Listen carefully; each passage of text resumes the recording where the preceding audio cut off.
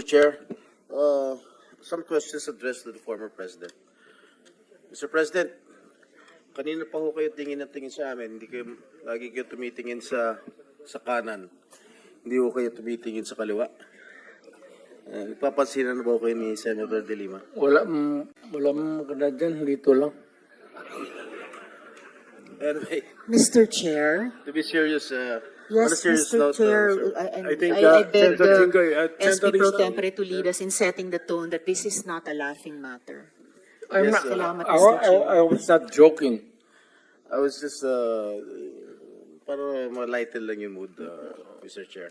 I Anyway, was- on a serious note, Yes, okay. Mr. Continue. President, how do you assess the campaign against illegal drugs during your time, Mr. President? Do you consider it as a success, Mr. President? Mr. Senator, it is a continuing problem for the country and for the entire world. The drug problem is a very serious and pernicious, virulent ailment that the country is facing. Panahon ko and the previous presidents, yung panahon ko, hindi siguro ninyo nagustuhan, not you, yung the entire country, I am addressing the entire country. Baka hindi ninyo nagustuhan.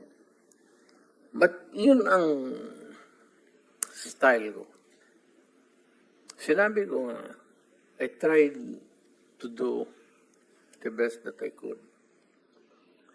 Eh kung nagkulang ako, pasensya. Pero ang solusyon during my time was a call of duty of the president. Ako yun. Kasi ako yung presidente sa panahon ko. At hindi ako nagkulang, Mr. Senator. Nag-warning ako lahat narinig ng Pilipinas. Huminto kayo sa droga. Bitawan ninyo, drop it. Kasi magkakaproblema talaga tayo. Pag nakita tayo sa isang kanto at naghawak mo ang droga, problema na talaga yan.